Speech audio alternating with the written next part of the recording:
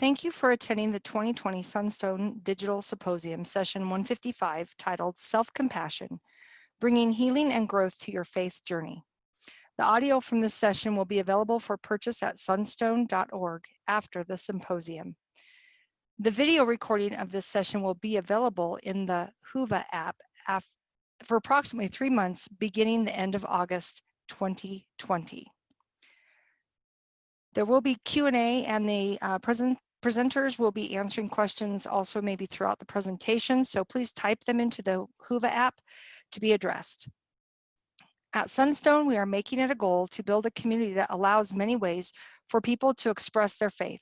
Our tagline is, "There's more than one way to Mormon." We invite you to help us build a community where all paths are given a space to be better understood. Please support us in our mission by making a donation and subscribing at sunstone.org. About this presentation, having compassion for yourself means honoring and accepting the messiness of your own human experience. This messiness is often painfully present as our faith evolves. In this session, we will explore how to integrate the practice of self-compassion when challenging experiences arise, through discussion, meditation, and experimental exercises, we will learn how to treat ourselves with greater care, kindness, and understanding. I'll take a second to introduce you to our speakers before we begin. Janice Spangler is a graduate of the University of Utah, Integral Coaching Canada, and the Living School. She works as an integral professional life coach with Symmetry Solutions, specializing in coaching individuals, couples, and families affected by difficulties of shifting faith. She is a frequent guest on other Mormon-themed podcasts, a speaker at conferences, workshops, firesides, retreats, and a guest lecturer at BYU on issues of faith and development. Diane Rain Jones is a trained, mindful, self-compassion teacher offering workshops and courses in the Austin area. She also works as a facilitator for Girls Empowerment Network and Girls with Grit, nonprofits focused on equity through education. She attended the Mystic Heart Wisdom School, a spiritual formation program exploring the mystic heart of the world's religions, and recently completed an interfaith spiritual direction certification. I will now give the floor to our presenters.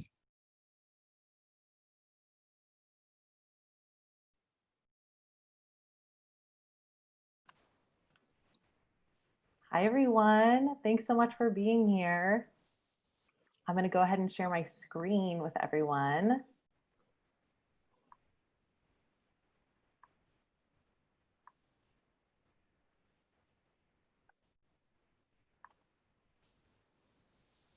Okay, well, we're so happy you've joined us today. And I know I'm thrilled to be talking about one of my favorite topics of all time, which is self-compassion. And to start, we just wanted to share a little bit about what brought us to self-compassion, why we are so passionate about it. So I'll start. Like the story often goes, I became a teacher of self-compassion because I have just found it to be such a meaningful practice in my own life. And I was introduced to it about 5 years ago. I had gotten involved in meditation and was volunteering at a local meditation center near where we lived in San Francisco. And so I would look through the catalog and find things I was interested in. And I saw that Kristen Neff was coming. And so I thought, oh yeah, I want to volunteer for that and find out more about self-compassion. I don't know anything about it, but it sounds like something that might be helpful. So I went and very quickly realized that it was this like missing link that I did not even know I was missing. And very quickly, I started to experience that healing and growth that we reference in our title. And it's been very helpful to me on my faith journey in dealing with all of the difficult feelings that can arise as we navigate the shifts and the changes in relationships and things like that that just come along with that experience. And I'll turn it over to Jana. Thanks, Dan. So I think my story is not too different from Diane's, having gone through a difficult time in my life that actually I think brought me to my faith journey, faith transition. And I also had experience with this through meditation and other teachers that were helping me explain myself to myself through all of those difficulties. And I think I came to Kristen Neff a little bit into that journey, maybe a couple of years in. But when I started seeing her research and the way she talked about self-compassion, what I recognized was that she was putting language to a lot of what I had intuitively been experiencing and what had been very helpful throughout my own faith journey. And now as I work with clients, and I've worked with hundreds of clients now in their individual faith journeys, I still find that it is one of the most integral and effective things that I can introduce to people to have them deal with the difficulties that they're experiencing. Thanks, Jana.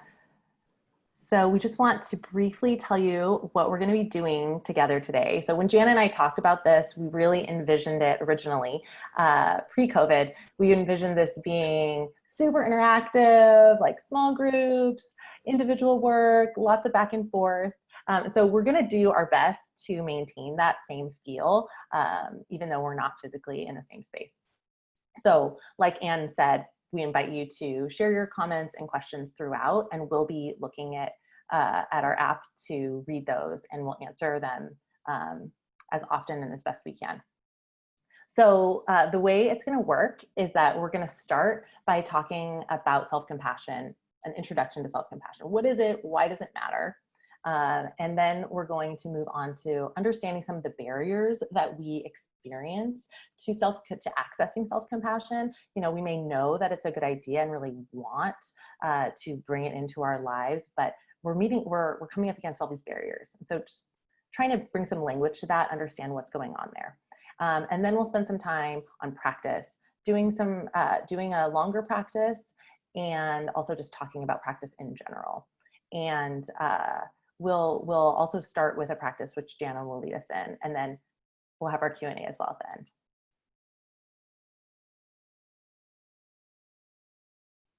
Jana, I can't hear you. I don't know if Thank you. Yeah, oh, no, that was me. Okay, good. I muted myself. So if we can go to the next slide. Yeah.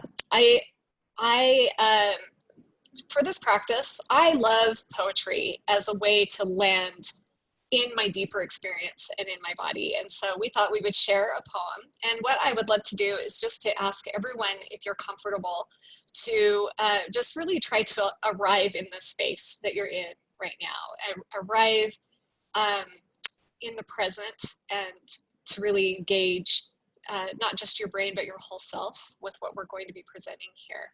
So if you're comfortable, I would invite you to close your eyes and just pay attention to your breath. Notice the feelings of the breath coming in through the nostrils, filling your lungs, and then pay attention to the sensations as you let that breath go. Just take a couple of deep breaths with me.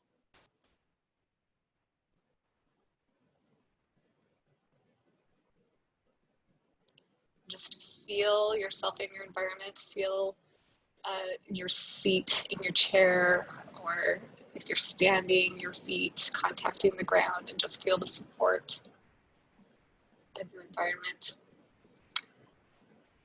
And then while you're doing this, I'm just going to read this poem. It's called Love After Love by Derek Walcott. The time will come when, with elation, you will greet yourself arriving at your own door, in your own mirror, and each will smile at the other's welcome and say, sit here, eat. You will love again the stranger who was yourself. I'm going to say that again. You will love again the stranger who was yourself. Give wine, give bread, give back your heart to itself. Give back your heart to itself to the stranger who has loved you all your life, whom you ignored for another, who knows you by heart. Take down the love letters from the bookshelf, the photographs, the desperate notes. Peel your own image from the mirror. Does that make sense? Sit, feast on your life. I gotta turn off my camera. We can also hear you, Anne. Okay. Okay, I'm going to do that last little bit again. Give back your heart to itself, to the stranger who has loved you all your life, whom you ignored for another, who knows you by heart. Take down the love letters from the bookshelf, the photographs, the desperate notes. Peel your own image from the mirror. Sit. Feast on your life. Take a few more deep breaths, and then as you're ready, just you can open your eyes and rejoin us. We'll move forward.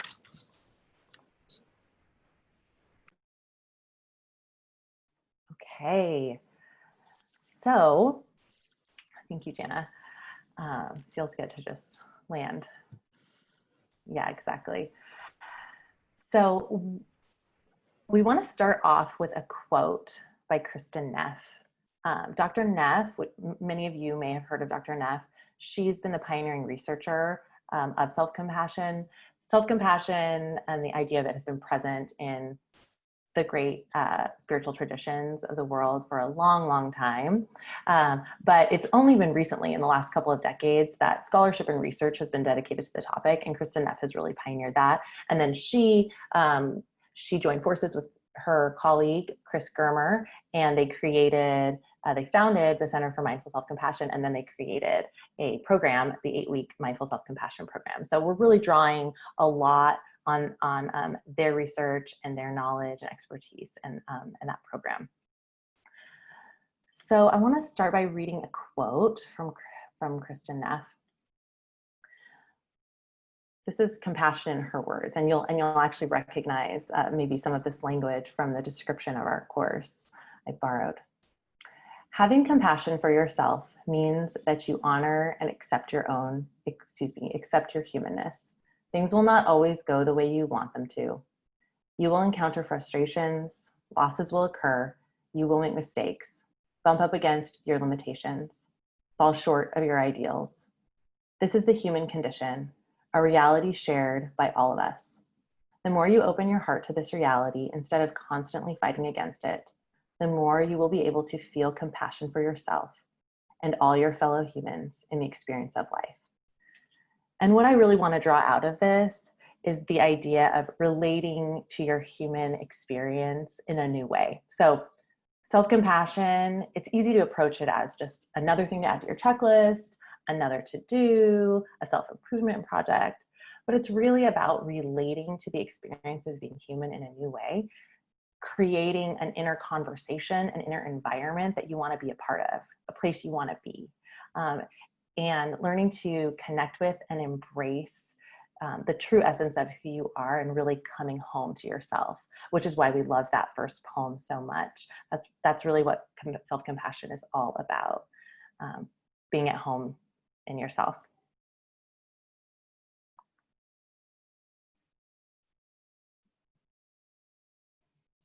Okay, so I'm just going to share a little bit about kind of an informal way to maybe have a way into self-compassion. I know when I first started this and people talked about just giving yourself self-compassion, it seems so easy, like just, be nice to myself or buoy myself up.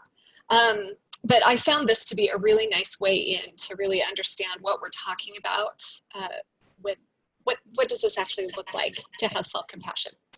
So I like this informal definition of just treating yourself the way you would treat a close friend who is having a hard time. If you really think about somebody who has been, who is having difficulties in life, has opened up to you about that, who has felt some sort of misfortune, they feel like they have failed, they maybe feel inadequate. Imagine how you would respond to that. Imagine what tone you would use. Imagine what you might say to them. And then imagine times when you yourself have suffered in the same way.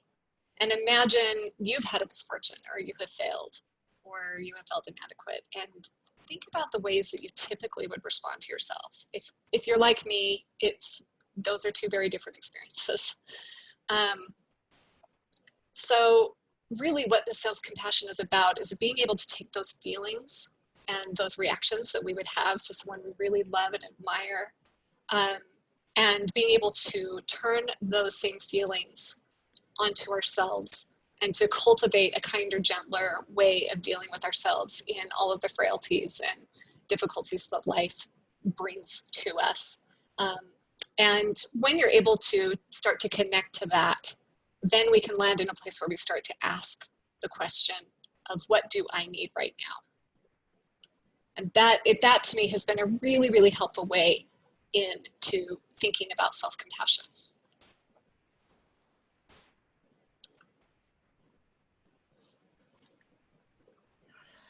So we just wanted to touch on some of the benefits of self-compassion. There's tons of research out there now. It was really hard for me to cull this list down to what you see here because it's enormous. So at this point, there are well over 1,000 studies just verifying the mental and physical and emotional benefits of self-compassion. So just to name a few here, more life satisfaction, more self-confidence, more physical health or greater physical health, gratitude, resilience, creativity, and happiness, and less depression, anxiety, less stress, shame, and negative body image. I just want to touch on one study. If you're interested in research, Kristen Neff has a lot of the studies out there on her website, so you can go there and have a heyday with all the research. It's really fun. So I wanted to touch on one study that I find really compelling that highlights the power of self-compassion to cultivate resilience. So back in 2015, there was a study that came out where veterans come home from Afghanistan and Iraq, and these are veterans who'd seen combat. Their levels of self-compassion were measured as they came home. And then 9 months later, they followed up with these veterans to see who had developed PTSD. And what they found, I want to just mention two things. One is that they found that self-compassion was a very powerful predictor of whether someone was going to develop PTSD or not. So if somebody had high levels of self-compassion, they were less likely to develop PTSD. And then second, it was a more powerful predictor than the amount of combat that they had seen. So if you had a person who had seen a lot of combat and had high levels of self-compassion, they were less likely to develop PTSD than somebody who had seen a lot of combat, very little combat, and had low levels of self-compassion. So it's really pointing to the reality that it's not only about what stresses we are experiencing, it's about how we're relating to those and how we're relating to ourselves in the midst of those.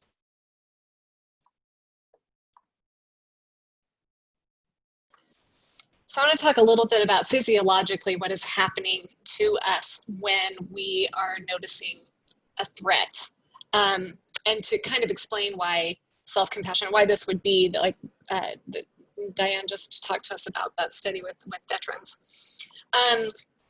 So when we are under stress, we have developed, evolution has brought us to a place where our bodies tend to, get to this right place, sorry. So where we perceive a threatening situation, our brain tends to process a physical threat, which is how we developed. We see emotional threats in the same way, our bodies experience them in the same way. So if you can imagine a time when we were developing as hunters and gatherers, and this idea of better safe than sorry started to enter our evolutionary process. You know, if you heard something in the bush and you heard a rustle, you were better equipped to survive that situation if you assumed it was a tiger rather than a bunny. So if you can imagine now, anytime our system perceives something as a threat, whether it's an actual tiger or just someone being critical to you, or, you know, some disappointment coming to you, our bodies are experiencing this same level of threat. And what happens is our bodies release, it triggers the release of cortisol and adrenaline, our endocrine systems get online, our heart rates increase, our pupils dilate, and really we're going into that fight or flight system where we're just ready to deal with whatever threat is coming to us. So what this leads us to in today's world, where we are not out fighting tigers all the time, is it leads us to this place of harsh criticism. And what is activated is our lizard brain. It's that first part of our brain that evolved, which is our amygdala. And that's what puts us into that fight or flight. We also have this mammalian care system that we have access to. And what that looks like is when we are soothing our own pain, or when we are having help soothing that pain, we're tapping into that system, that triggers the release of oxytocin, which gives us a greater feeling of well-being and care. And it enhances trust, calm, safety, connectedness, and allows us to feel warmth and compassion that is really hard to feel when we're in our triggered threat system. If you notice, when you're in that, not only is it hard to access compassion for yourself, it's hard to access compassion for others. And this is something that is not automatic in us unless we're in a really calm environment. So what we're trying to do, one of the things we're trying to access with teaching you some tools with self-compassion, is to notice when we're in that threat system. How do we turn on this other care system that can help bring us to a place where we can then calm ourselves and offer compassion to ourselves and others. So now Diane is going to take us through a practice to show us how that would work. Thanks, Jana. I'm sad that this picture isn't showing up because it's a very adorable picture of a mother lion with her cub, trying to illustrate, you know, this experience of the caregiving system and what happens. And really, I love how this highlights that self-compassion isn't just a nice idea. There are these real and measurable physical effects that happen in our bodies. So like Jana said, we're going to go through a short practice now called supportive touch, and you get to watch us and you get to be behind in the privacy of your own home, but you can watch us do it. So this is super helpful in really accessing that mammalian caregiving system. Our skin is a super sensitive organ, and there's a lot of research out there about how soothing touch really activates that mammalian caregiving system and our parasympathetic nervous system, and helps us to calm down and feel supported. So it may feel silly to do it to ourselves, but it's super effective. And I love this practice because it's so easy to use all throughout our day, anytime we need it. Okay, so what we're gonna do is, once again, we're just gonna kind of get settled in our chair. And if it helps you to settle, take a few deep breaths. And then I'm just going to walk you through a series of different hand positions and ways to offer yourself support physically. And you always, always have the freedom to not do something I suggest, to try something different. This is not by any means an exhaustive series. These are just ideas and really an invitation to start playing around with this and seeing what works for you. So let's start with having our hands together like this. And as you go through all of these different positions, just kind of paying attention to, what does it feel like? What comes up for you? Does it feel supportive?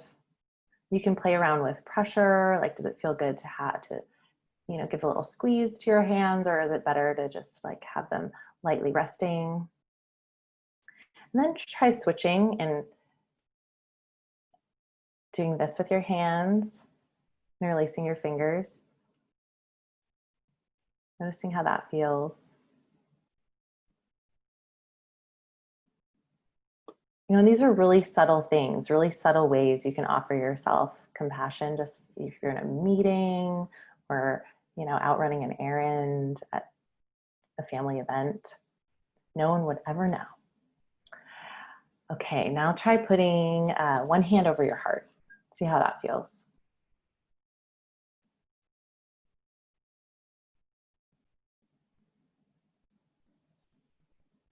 Try putting the other hand on top of the first. And again, playing with pressure. Maybe you like a little bit of pressure. Maybe it feels better to have them just resting lightly. Some people really appreciate having a fist, so you can make a fist and put that on your heart. and then put your other hand over it. Kind of notice the difference. Does that feel better to you than having both hands open? And there may be times when, you know, maybe now a certain position feels good, but then later you go back to it and you're like, oh, that's not really what I need right now. I need something else. So this is really about paying attention to yourself, your own body, and your own needs. Okay, now let's try putting both hands over our belly.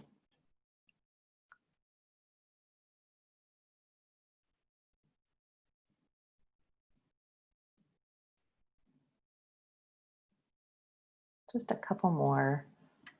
Try putting one of your hands over your cheek and just kind of cradling your face with your hand.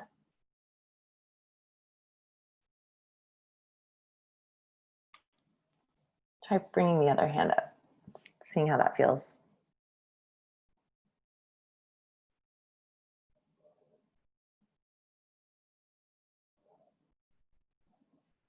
Just do one more. Try putting one of your hands up on one of your collarbones.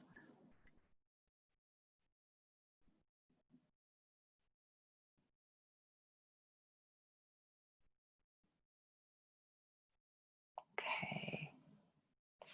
Now just relaxing and transitioning back to the group. And like I said, this is just something to keep working with and seeing what feels good to you, what feels supportive, and really utilizing it as just one of the tools. And what you'll find with self-compassion is there's so many different tools, and there will be certain tools that work really well for you and others that maybe don't work as well, and that's okay.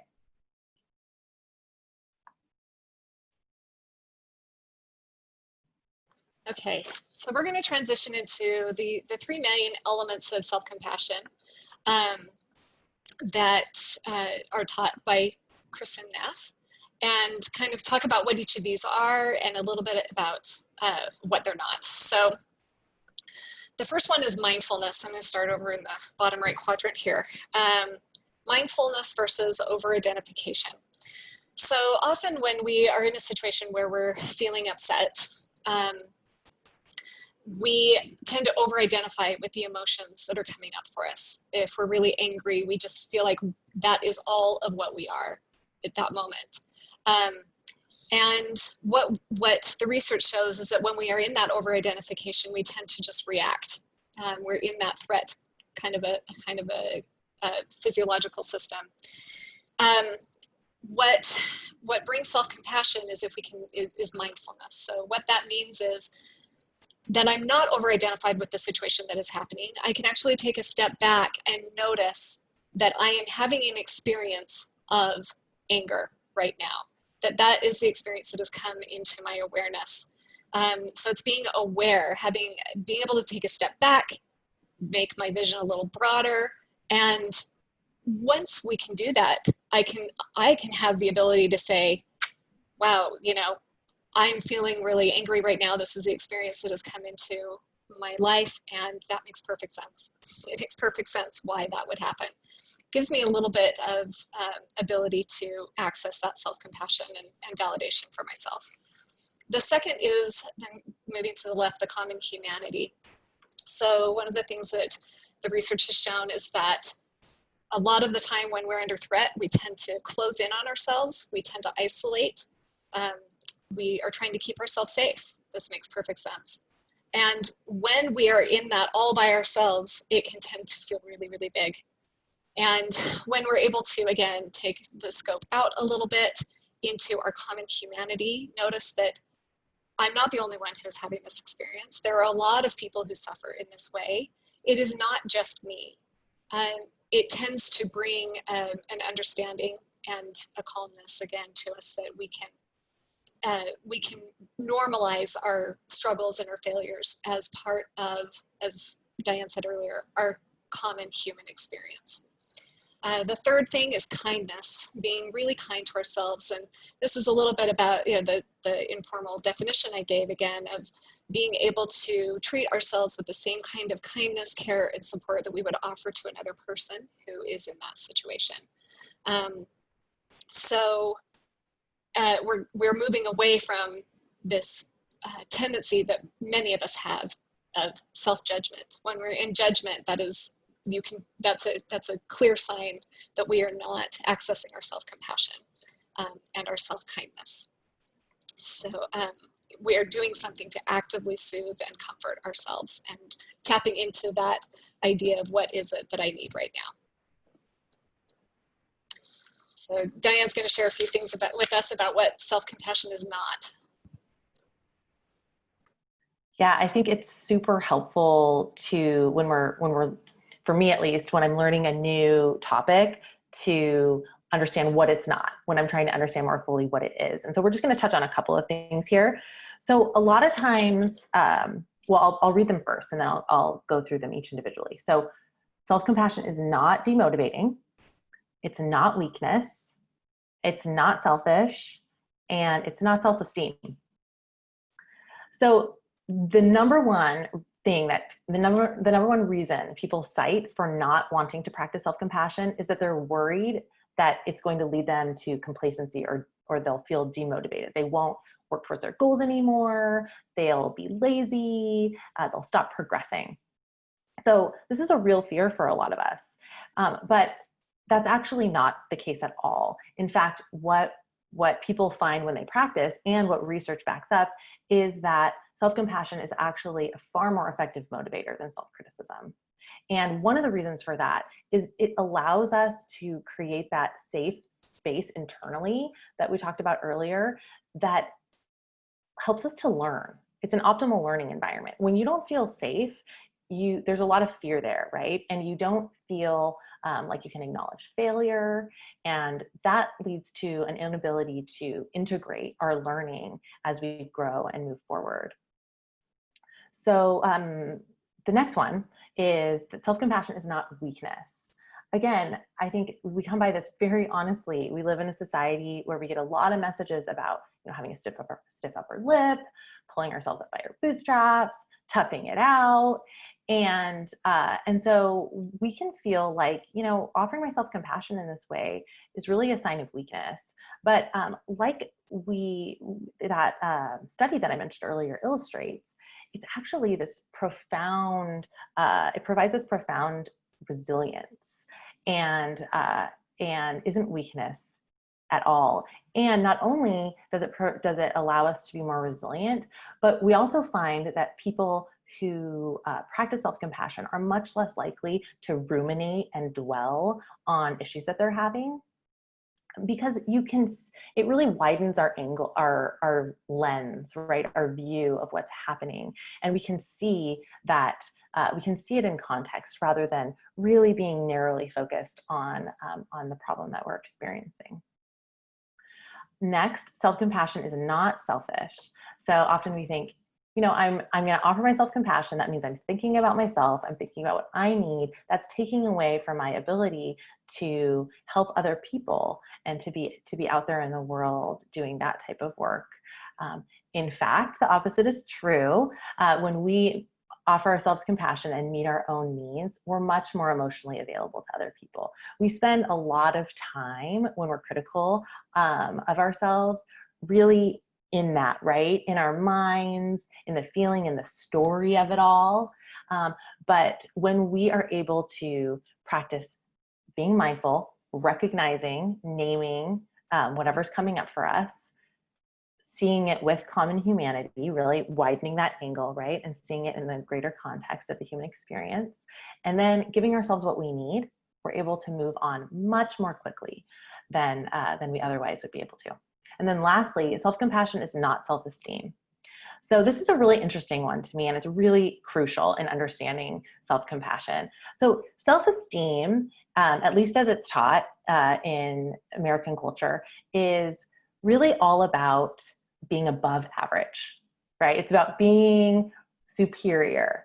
And that's rooted in a scarcity mentality. Everybody can't be superior. Everyone cannot be above average. And self-esteem is all about having a positive evaluation of your own self-worth, whereas self-compassion has nothing to do with evaluation at all. It's offering yourself this unconditional love and acceptance because you're having a hard time. And that is rooted in abundance. There is enough of that for everyone all the time. And so it's very different than self-esteem and has a very different effect. And it's not up and down based on whether we feel we're doing well or doing poorly. It can be a constant in our lives. So Diane, I'm noticing that we got a question come through that goes very well with this that you're talking about with self-esteem. The question that is being asked is, how do you combat but my situation isn't as bad as blank? So like Diane is saying, I'll take a stab at this, and then Diane, if you have anything to say about this, but that thing you're talking about the comparison and the self-esteem of wanting to be above everything else, that is a function of this, of that comparison system that our brain does and that our personality wants, that our ego really wants. And so I would just say that it's so common for us to do this, right? I have this thing, but and it's really hard for me, but at least I'm not going through XYZ. You know, it's really not an effective way to access any kind of self-compassion. It's taking us out of that common humanity, recognizing that all pain hurts. All of our experience that bring pain is suffering and is legitimate. It is not just legitimate if it reaches a certain threshold. So that's part of recognizing for ourselves that we deserve to pay attention to our suffering. We deserve to have the experience we're having, and it doesn't matter how that compares to what anyone else has ever gone through, or you know, whatever else you've gone through. Just because I've had a really, really bad trauma at one point in my life does not mean that I will not have lesser sufferings and that it won't be just as hard later on in my life. So even comparing to yourself, all suffering is legitimate. Do you have anything to add? Yeah, I will just say that I absolutely feel you. I have the same struggle. Certainly right now, in a pandemic, I'll have a hard moment and I'll think, oh, I immediately start invalidating myself by comparing, my situation to someone else's who's is vastly harder, right? If you're looking, if you're measuring. And so I just want to, first of all, normalize it, right? Like Jana said, like this is very common, this is very normal, and I experience it as well. And I think, Jana put it really well, that it's all valid, and and this is really opening ourselves up to this both and type of relationship with life. Like both can be true. It can be true that someone else's situation is more difficult in many ways. And it's also true that our situation is hard and that we deserve love and compassion too. So both can be true, both are true. And so this is really all about that shift in how we're relating to life. And the reality is that when I don't give myself what I need, nobody wins. Like that is not helpful to anyone. And then I'd also just say one more thing about this is that this is another way, like when we're experiencing comparative suffering, when we're doing that, it's another opportunity to bring self-compassion in and go, oh, I'm doing it, right? I'm doing that. And recognizing that and offering ourselves compassion, because that's just another part, very natural part of our human experience. So well said, Diane. It reminds me of the Brene Brown video. If anyone has seen this, it's a video that if you just Google Brene Brown empathy video, it'll come up and you can watch this. It's very short and it's animated. And at one point in it, it's talking about someone who is down in the hole. They're having a difficult time. And she's talking about what empathy is not. And it's the other characters there saying, oh, well, and I can't remember the exact things, but things like, oh, so you're having trouble at your job. Well, at least you have a job. That is exactly what you're doing to yourself when you're saying, but my suffering is not as much as someone else. And it is really not helpful. It's what self-compassion is just like offering empathy to someone else. It's getting down in that recognizing that we're suffering, and having that be okay, and just even saying, I don't know what to do about this, but I'm here for you. And we can learn to do that for ourselves. So if you haven't seen that video, go look at it and you'll see how that relates. So keep the questions coming. We love the interaction. So barriers to self-compassion. So when we were talking about this, there are some that we especially feel within our Mormon upbringing. We just want to note that these are very human. This is not just a Mormon problem, this is a human problem. We are just going to be talking specifically about how our brand of bringing this home to ourselves, how this shows up.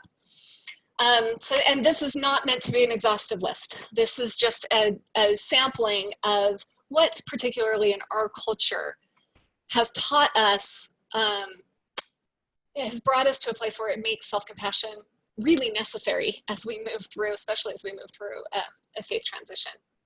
I see a lot of this in my office with people who come in a lot of suffering.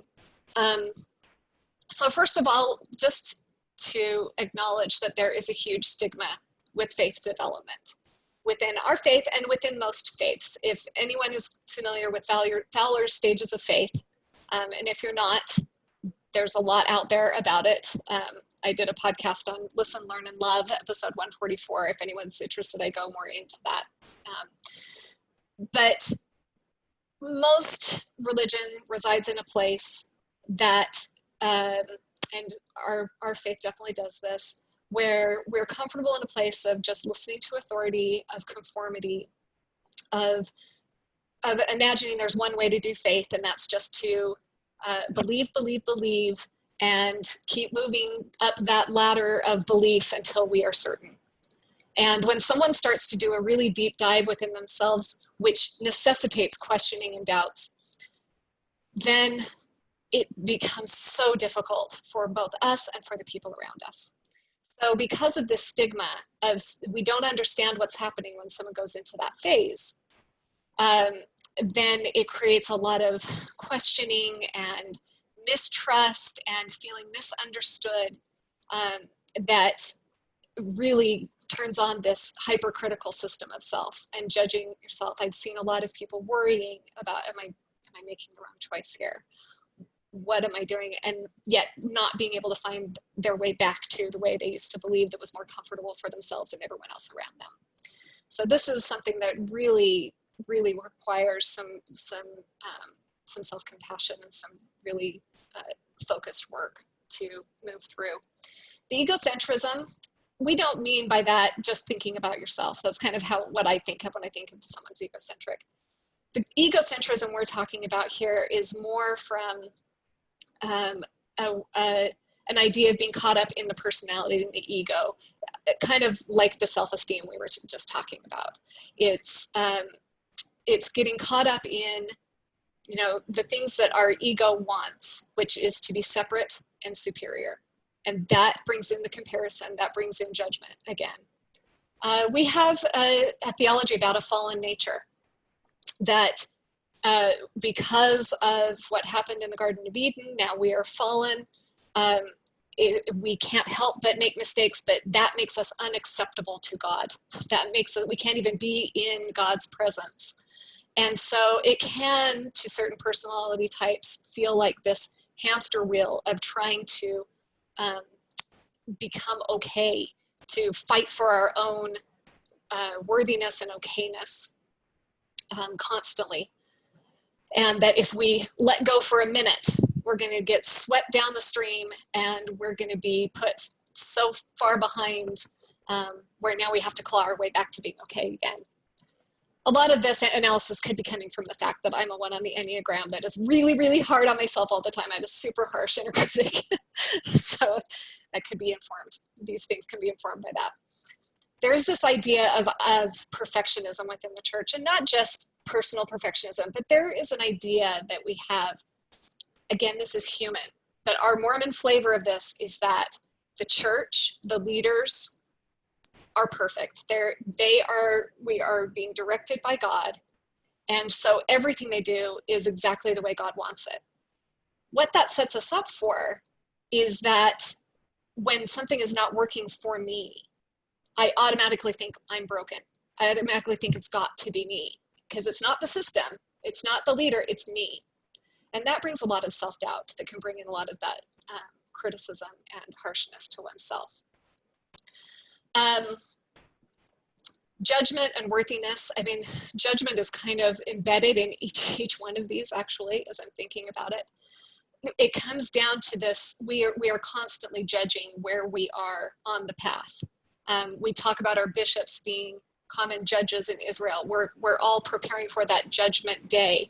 It is all about a self-analysis at all times.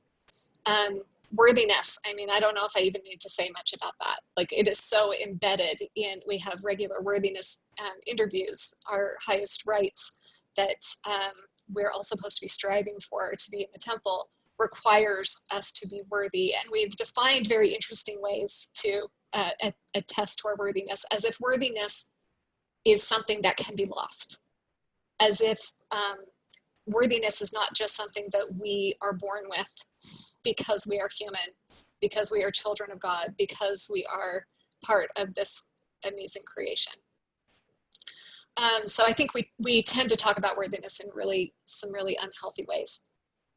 We are in an achievement society. This definitely also goes beyond just Mormonism.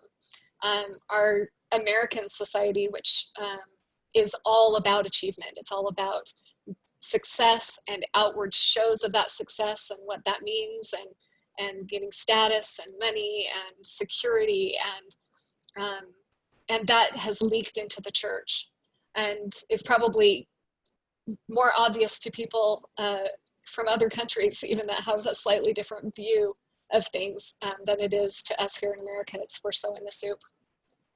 But that, again, leads us to all of this self-evaluation. Spiritual bypassing and hyperpositivity tend to kind of go hand in hand, and so I'll just kind of explain briefly what each of those means.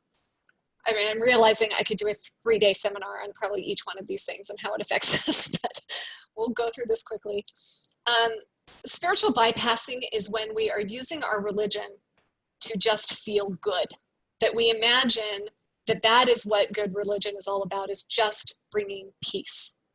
And this sets us up for, first of all, avoiding the very things, the difficulties in our life that are really actually going to bring us growth and transformation. And hyperpositivity is what you fall into while you're trying to spiritually bypass. So I'm having a difficult time. A couple of the mechanisms we use, we spiritually bypass by saying, oh, my anger, that's Satan. That's the adversary. That's I'm going to put that off on somebody else. So I don't have to actually deal with it. And if I'm just really positive, if I just put a positive spin on this, if I just look at what's good in my life, then those things will go away. And the truth is that those things typically don't go away. We can mask them, we can avoid them for a certain period of time, but they will always come back and they leak out in other ways. But we really have a culture of this. I mean, how many of us have heard the over and over the story of President Gordon B. Hinckley on his mission and having difficulties in expressing those, and the message was just forget yourself and go to work. We have a very much this idea of just pull up your bootstraps. And I will say this is not entirely a horrible thing, but if it's all we're doing and we're not paying attention to ourselves, to our inner world, to what is really difficult for us, we're not learning the lesson, we're not growing, and we're not gaining more empathy that we can draw on for ourselves and others. So that's a quick view of all of those. Do you have anything to add, Diane? Thanks, Jana. Yeah. Well, I would invite anyone, if you want to add to our comment and question section, anything else that you've experienced, we'd love to have that and read it out. I think, yeah, just touching back on what you were saying about the hyperpositivity, it really is, I just kept wanting to go like this. Because self-compassion is, we it allows us to widen our view. I know I've said that a couple times already, but that is the gift. So it's not, oh, now I'm just going to focus on all the negative and the hard things. It's that I'm going to allow, there's room for it all. It's making space, right? Making space, an internal world and environment that can hold whatever is. Yeah, and if I can just add to that, one of the big barriers, I think, to really accessing self-compassion with this is a very human trait, very human, which is, and I'm going to do this in the words of one of my favorite poets, David White. I heard him use this phrase and I loved it. It is a deep reluctance to be left to ourselves. And I think what he means by that is, think about the resistance that so many of us feel when we think about just putting down the phone, turning off the TV, shutting down all of the distractions and just being with ourselves and our experience. I think that is a really, really hard thing to do. And starting to notice that, like, what is that reluctance to be left to ourselves? But in that silence is where we really start to meet ourselves. It's where we really start to understand the depths of what is going on in our lives and in our souls. And so I just thought I'd bring that up, that is a really common experience. It's a really common experience when people start to engage in this deeper inner life where really the wellspring of self-compassion comes. We do have a few more questions. Yeah, let's read them. Okay. So one of them is about how can we teach teenage girls to have self-compassion? So I can any start. Thoughts on that? Yeah. This is actually my work. So I work for Girls Empowerment Network, which is specifically working with girls in grades 3rd through 12th, but lots of teens there. And so we teach self-compassion in much the same way we're teaching it now. We do exercises and activities. We're about to do another practice with all of you. So we do practices. We help them to understand. So just helping girls understand, what's happening here. I think understanding our nervous system and our brain and all of these things. Why is this happening? What's coming up and what does it mean? And what can I do? And I think probably the number one way is by modeling. So as we're doing it, as we're doing that work, it changes us. It just does. And they will notice that and sense that. And we can also just talk very openly about it too and be totally transparent about what we're doing and what's happening for us. So those are my thoughts. What about you, Jana? Yeah, I love that. And I think with that modeling, I think one of the things that I've noticed is one of the most powerful tools that we can learn to use with ourselves and with our teenage daughters and with anybody else we're working with is validation. So validation for some reason scares us. And what I mean by validation is not like, I think what scares us about validation is that we fear that we are going to be condoning things that we don't really want to condone with ourselves or with other people. But really what validation says, you don't have to agree to validate. All validation says is, that makes perfect sense. I hear that is your experience. And you came by that honestly. Life brought you to that place where we were brought by that honestly. So I think when our teenage daughters are coming to us, or our sons or anyone else, and they are telling us something that they're struggling with, it's having that be our very first response before we do anything else, is just to say, wow, that sounds really hard, and I can understand why that's hard for you, and tell me more, and get curious. And when we make that safe space for others, when we teach others how to lean into the hard places without abandoning themselves or invading themselves, then that's where healing can start to happen. So that would be one tip I would give. Yeah. And I love that you brought up curiosity, because that's so foundational to this. It's just really bringing a curiosity to our own experiences and the experiences of other people, because we're so quick to judge, right? To judge our own experiences and the experiences of others. Yeah. We want to take one more question before we move on. Yes. And then I actually received another question via text because it was too Great. long in WOBA. Okay. So we can, Wonderful. maybe we'll save that one for the end, but Okay. let's do this, the next one that's on Okay. WOBA. The question is, what are strategies you have for having self-compassion for those narratives and things that continue to come up for us when we think we have it worked through that and it pops up again? Yes, I Do you hear have any this. thoughts? Yes. I can start if So you'd many like. thoughts. No, you can go ahead. You start. Okay, so one thing is that this idea that we've worked through something and that should be the end. So one thing is just to adjust our expectations of what life is. I think Diane mentioned this is not necessarily self-compassion. The goal of self-compassion, the goal of mindfulness, the goal of meditation, the goal of all of this is not to stop feeling the difficulty. It's to offer us something when the difficulty inevitably comes. And leaning into the idea that life is a vulnerable thing. There is no 100% safety from anything.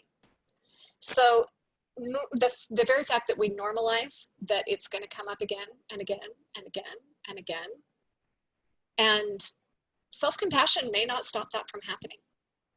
But what we're teaching here and the tools that we're teaching will help you each time it does. And the experience will be a little less jarring each time as we just sink into the idea of the problem is not that I'm having a problem. The problem is that I don't want to have a problem. The problem is that I'm done working through this. I'm just tired. But the rest comes from just resting into the vulnerability and knowing that as it comes up, we're equipped to deal with it. Any other thoughts, Diane? Yeah, I want to go all of that and just again, normalizing that experience, right? Like we have these really well-worn neural pathways. So, if you're 25, if you're 30, if you're 35, if you're 40, chances are you've been thinking this way, right? This became a strategy, a coping strategy for you. And so it's totally natural that it would keep coming up. And so bringing self-compassion to that experience and seeing it in the context of the greater human experience, and that this is what it means to be human, right? Like this is it. And like Janice said, it may not shift, it may keep coming up. But what I've found personally for me is as I just offer compassion to myself as I'm having hard times, what ends up happening for me, or what's happened over time, is usually like I just loosen my grip on the thing, right? And so, there are sometimes things where I'm like, oh, why am I still struggling with this? Like this needs to go away. And so that's what I'm doing, right? And so if I can hold the struggle lightly, like this, then when it's ready, it'll go. It'll go. And so I feel like, again, it's all about, it's this new way of relating to the experience of being human. I'll just keep saying that. Okay. I love that. It's taking the tug of rope, putting down the rope and just looking at it rather than continuing the struggle. I love that. Yeah. Thank you so much for these questions. We really appreciate them. Okay. So we're going to do a practice now. This, again, I wanted to share practices that were really practical, that are things that you can take on the go. You could use this in a more formal way when you're doing a sitting meditation. You can also do it just on the go, really short. You could draw it out. It has a lot of flexibility. And I also wanted to share this because I use it every single day, usually many, many times a day. So it's something that for me has been hugely helpful. And I also find it really helpful because it takes us through the three components of self-compassion and helps us to bring each of those to whatever we're experiencing. So we're just going to go through this quickly, but like I said, it's something that you can draw out. You could do it as a journaling exercise, even right now, if you prefer to journal this rather than, kind of do a sitting meditation, that's completely fine too. So whatever works for you, please do that. This will be about 5 minutes. Okay, so once again, let's get kind of settled. It might help to have, if you're sitting in a chair, to have your feet flat on the ground.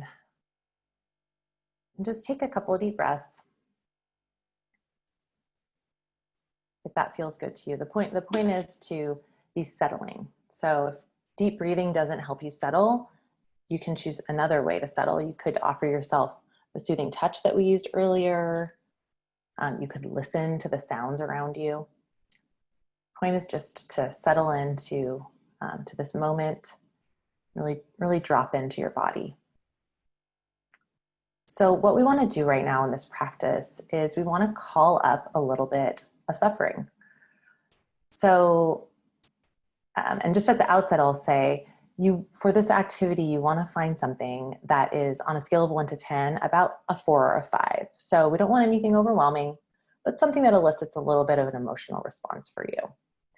So think of something you're experiencing right now. It could be in relation to your faith journey, maybe a hard conversation that you've had, maybe a narrative that keeps coming up for you, or it could be something totally unrelated, something with your job, anything that, or something related to the pandemic, whatever it is, just bringing to mind an experience that's challenging for you.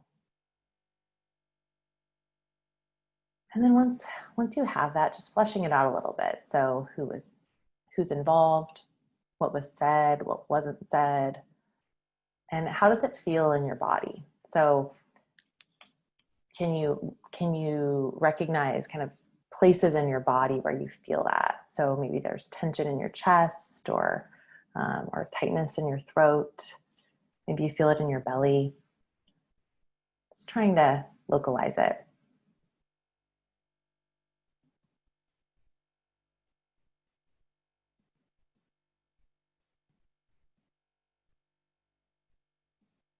Now, once you have it, a really vivid picture and feeling of this situation, what we're going to do is we're going to walk through we're going to walk through all the components of self-compassion. So first, mindfulness. So in this exercise, what that'll look like is saying to yourself something that validates or acknowledges the difficulty. So this could be, this is a moment of suffering. This is a moment of suffering. It could be, this is really hard. It could just be naming the actual feeling you're experiencing. Grief. Shame. And as always, you have complete freedom and permission to play around here and find exactly what phrase is going to work for you and resonate for you.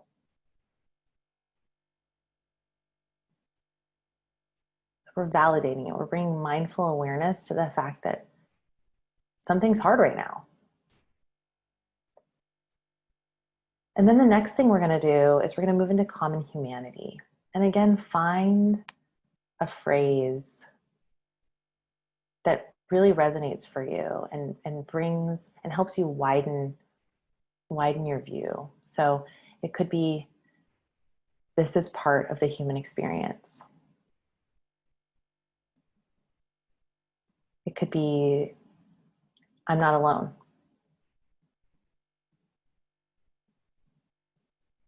Just playing around with different phrases and really paying attention to how it feels in your body when you say that. Is that what you need to hear? Just being curious and open.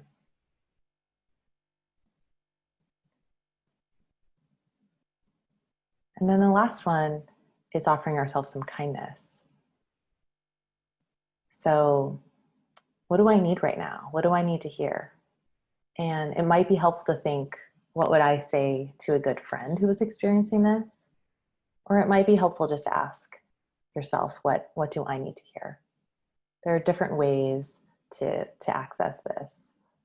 Finding a question that works for you and helps you get to the heart of what you really need right now. And so you may say something to yourself, simply like, I love you. I'm here for you. I'm so sorry you're going through this right now. This is really hard. It could be phrased more like a hope or a wish. May I accept myself exactly as I am. May I be kind to myself.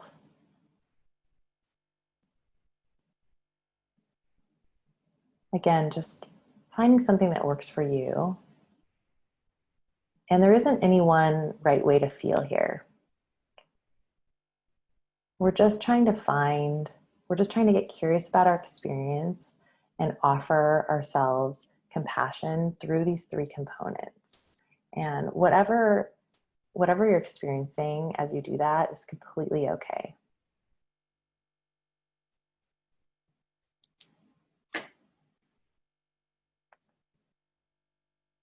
Okay, just taking a couple of deep breaths if that feels nourishing for you. Just allowing yourself to be exactly as you are. No expectations.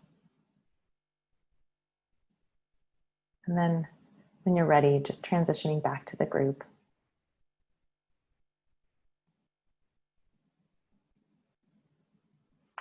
Just quickly, I wanted to share one personal story about using this practice that relates to my faith journey. So a couple of years ago, I was on the phone with a close friend, and I was being vulnerable, sharing something that was hard for me, and in relation to my the questioning that I was doing and all the grappling with my own faith system, my own belief system, and so I shared, and she just didn't want to talk about it. She just closed right up, didn't acknowledge what I said. It was very clear that she did not want to talk about it, and moved on.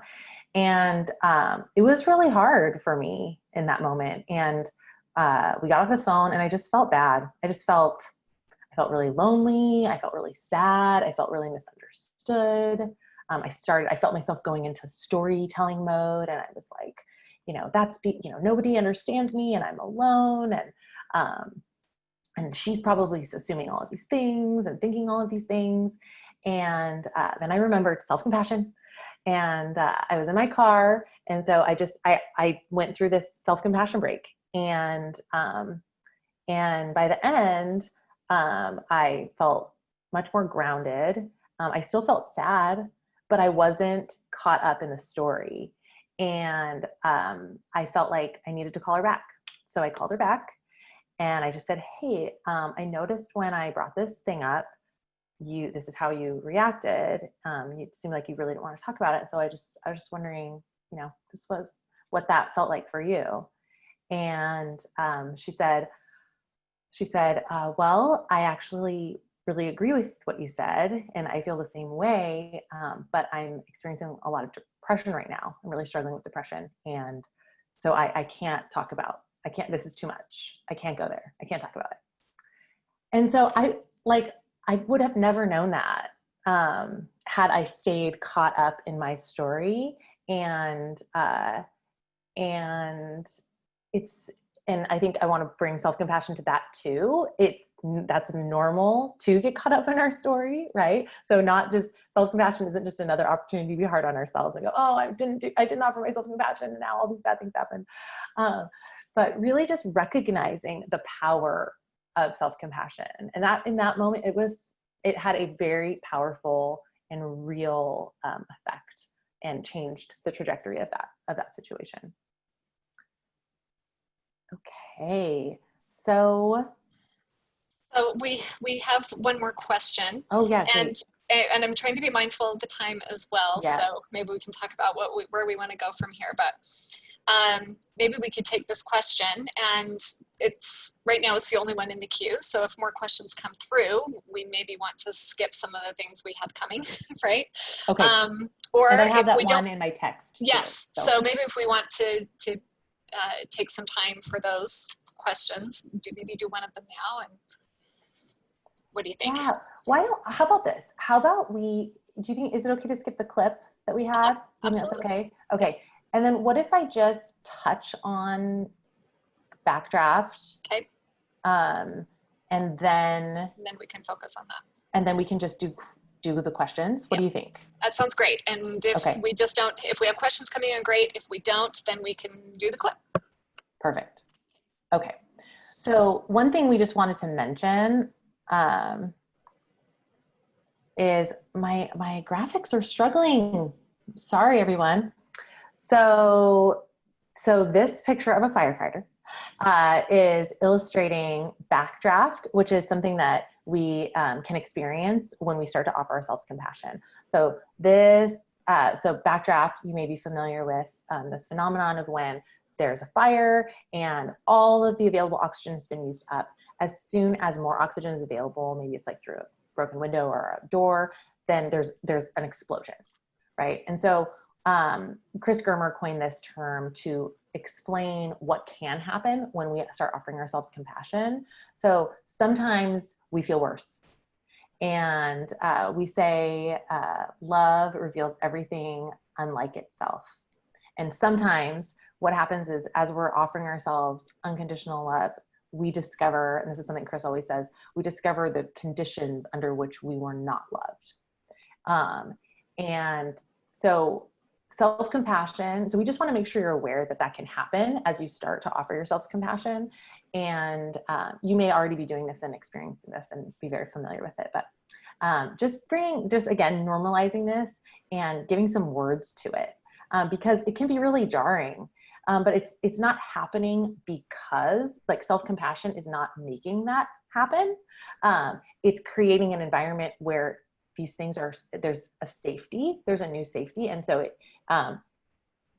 things that need to heal, things that need to be addressed, things we need to look at have space to come up. And so this is something we may experience, and I definitely experience it. And then lastly, just wanted to point you to this little figure, which I think is super helpful in allowing us to kind of track our own internal experience and regulate ourselves. So we call these the zones of learning. So the comfort zone, the stretch zone, and the panic zone. So the stretch zone is where we're experiencing learning and growth. And then we can move sometimes into a panic zone or an overwhelm zone. So just making sure you're aware of that and understanding what that feels like in your body. So sometimes it might look like hyperarousal, like you're feeling really agitated, or maybe it's hypoarousal, maybe you suddenly get like kind of out of it and like really exhausted. There are lots of different ways this can show up, but just making sure you're aware that that can happen, and being able to track that yourself and then bring yourself back into the comfort zone. And so just closing, giving yourself permission to stop the practice and do something else, get some fresh air, take a rest, whatever it is, have a conversation with a friend, whatever it is. And so just having these tools to kind of understand our own experience and track. Do you want to add anything to that, Jana? No, I think that's great. Just, yeah. Okay. It's that being mindful of not abandoning or invading ourselves, and being mindful when you're with other people and holding their suffering, not to invade or abandon. That is where we heal, is in that center zone of just pushing just enough into it. Yeah, thank you. Do you think we should stop sharing the screen right now, or? Sure. What do you think while we do our questions? Okay. Sure. Okay, and then we'll do you want to go ahead and do the one that you got in the text? Yep. Okay, I'm going to stop share. Okay. And then we'll go back if we have time. We have some resources that we'll put up at the very end, so you can take a screenshot if you want to look at those. But there are lots of great resources out there that we want to point you to if you're interested. Okay, here's the question.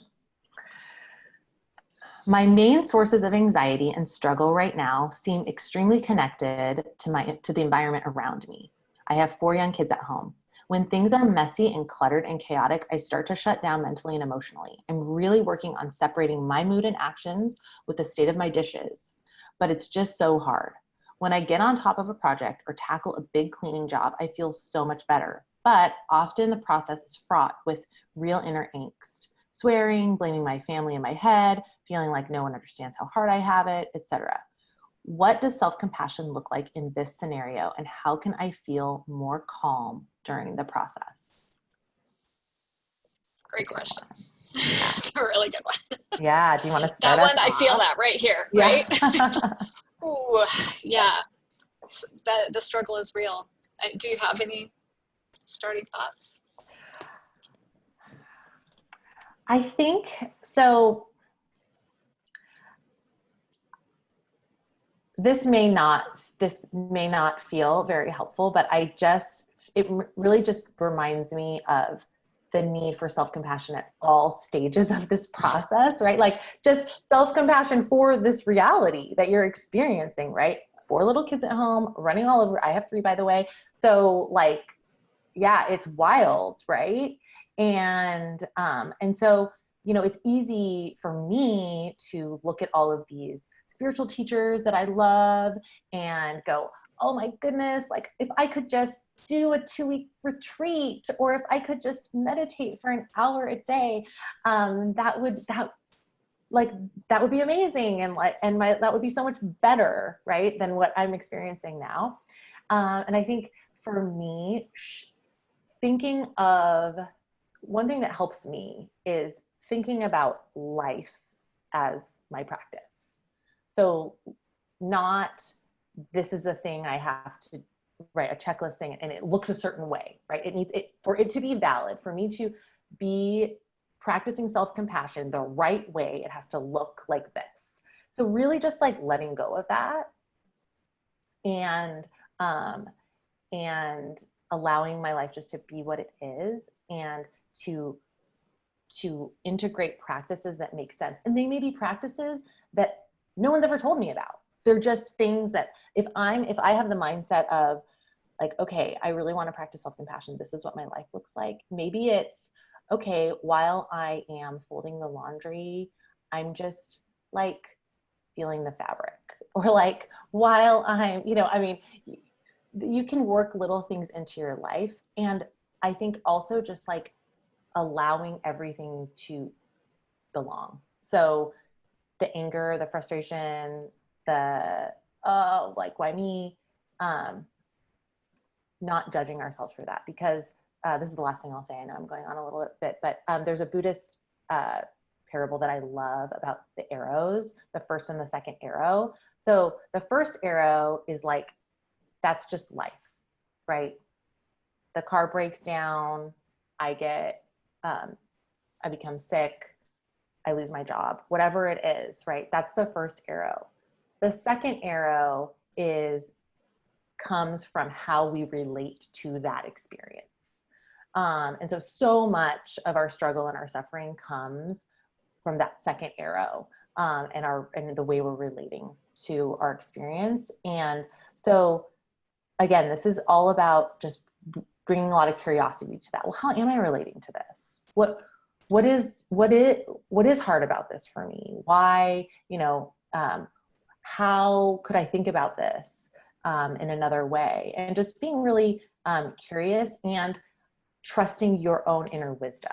Like, I think the last thing I'll say, really, this is the last thing, is that, like, I think for me, it's very easy for me to be like, oh, someone else is going to know what I need to do, right? Like, oh, I'll just, like, if I read enough blog posts, if I listen to enough podcasts, if I go to enough workshops, then I'm going to get the answer for my life. And yes, all that stuff is good. I love it all. I do it all. But really, like, trusting yourself, and that you actually know what you need, and you can listen to all these people and you can gather tools, but and so just trusting that too. Okay. I love that. I love that. You'll notice I punted to Diane first, because honestly, I really did feel that. The struggle is real. So I just want to say, I feel the difficulty of that, and the difficulty of bringing self-compassion into those moments, because we have so many expectations of ourselves. We just do. And, this is, again, it's a both and thing. Of course, we don't want to just give up on all expectations and just say, well, you know what, I'm fine with my world being chaos. And I'm just going to give up. I think that tends to be our one thing. I'm in the struggle, or I'm just going to give up. But I do think there are expectations on us as mothers, and that we have to have everything clean and pristine. I mean, my mom seemed to do it, you know, why can't I do it? And I would just want to validate, first of all, we are not living in our mother's world and our grandmother's world. We are living in a different world with different expectations of ourselves. And we're doing ourselves a disservice by not kind of keeping up with that. So first of all, just maybe noticing, bringing awareness to the messages that you're getting of what you should be, and challenging those. Challenge those ideas of what is it that I should be, and tap into what Diane was talking about, that inner wisdom of what is it I really want for myself. Once we get to that conversation, it's a little easier to start saying, okay, are there this is where we can start getting creative. Are there other options? Are there other options for me to get the dishes done? Can I solicit more help from my family to be doing some things? Can I let go of some of those expectations? Can we be okay with things being a little chaotic and messy while we have young children?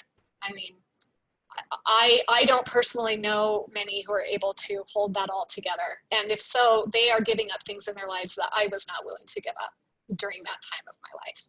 So being kind to yourself. I mean, just a concrete example, if you're looking at a sink full of dishes and it's time for bed and you are so tired and you don't want to do the dishes, take a moment. This is a practice, a self-compassion practice you can do, is just take a moment and become aware of what's going on. And ask yourself the real question, what is most nourishing to me right now? Rest or getting this clean? And if your answer is getting it clean, then that's coming from a different place than this driven I must. It's coming from a place where you made a conscious choice. And then you can engage in that activity with just feeling the water over your skin and engage in it as a way of doing something kind for yourself so that you have a little more order as you start the day the next day. If your answer is, you know what, no, what I really need is rest, then just feel that. Feel that and give yourself the gift. And then when you see the dishes the next morning, you can know you made a conscious choice about it. So I just think bringing a little intentionality to those kinds of situations can go a long way. Okay, should we look? Let's see. I don't think we have any more. We have one more. That's what I thought, but I don't see it anymore. Okay, so I'll read it. Worthiness. In Mormon culture, we may be told we aren't worthy because of the sin committed. How do we teach ourselves that we really are still worthy? For instance, even during repentance process. Great question. Shall I take a stab? Yes, please. Okay.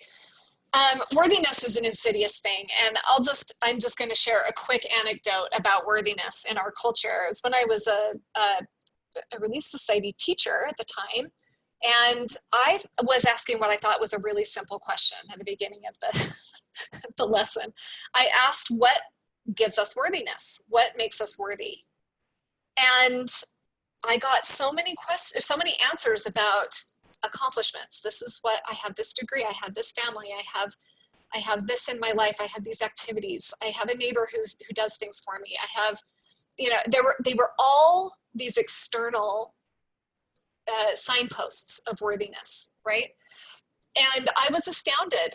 And it actually, I asked a question, well, imagine someone who has had a really rough upbringing, just really didn't have parents who were connected or cared, and they ended up in prison, and they ended up there alone, and they don't have accomplishments, they don't have family, they don't have all of the things that people had mentioned. Does that person have worth?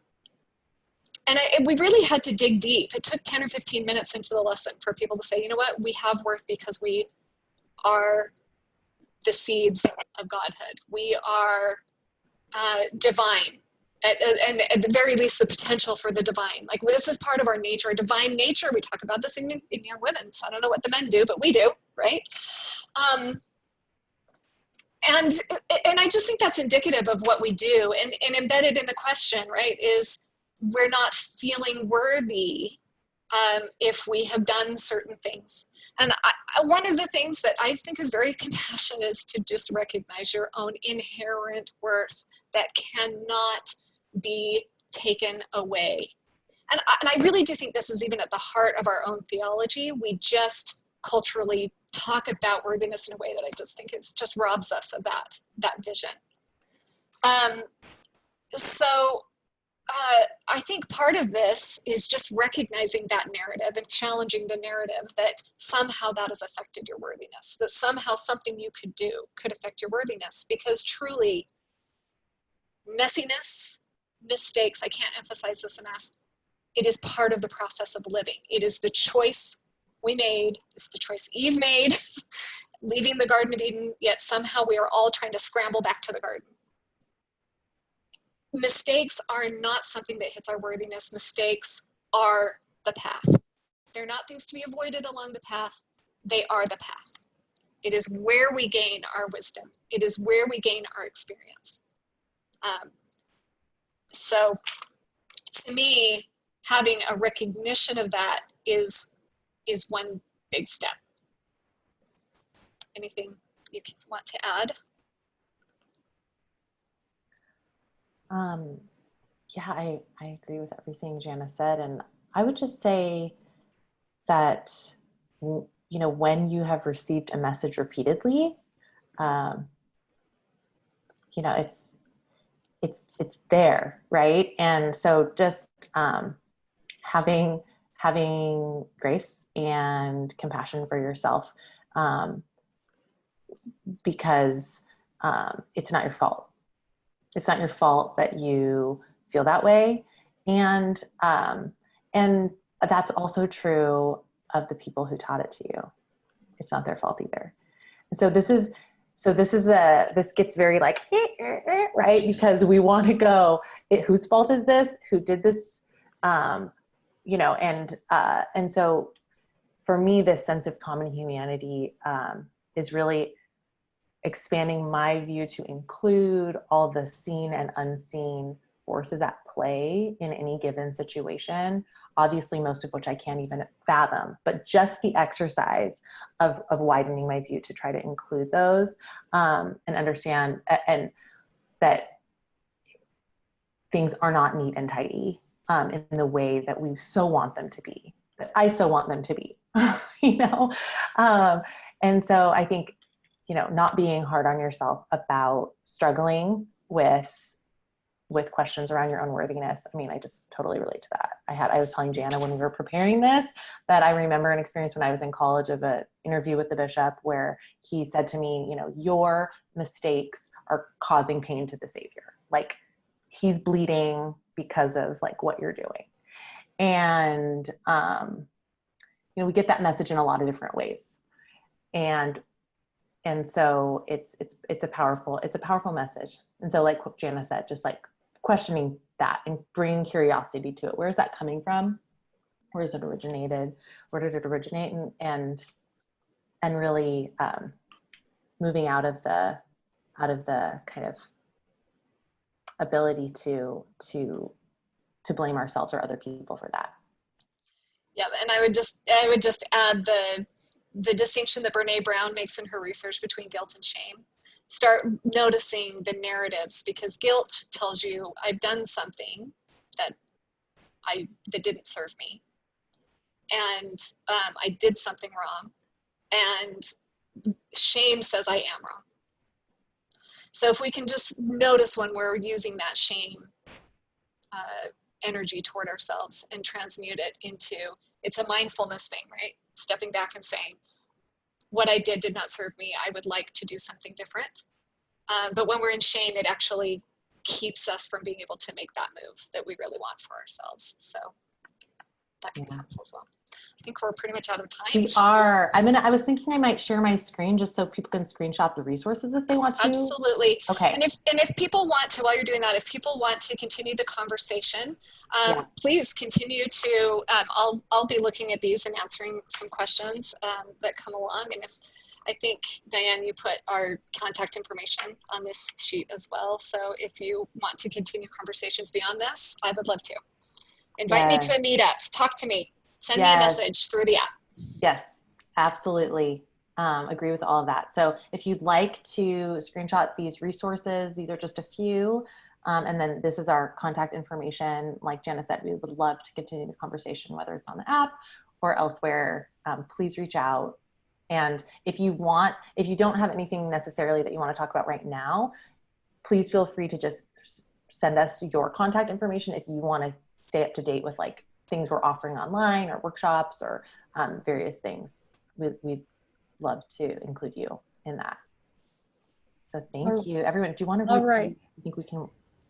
Yeah, our time is up. Thank you very much. This was an amazing session. I'd like to thank everybody for attending and for supporting Sunstone. Have a great afternoon. We'll see you in the next session. Thanks, everyone. Take a screenshot of this poem. Yes, so good. It's our wishes to you.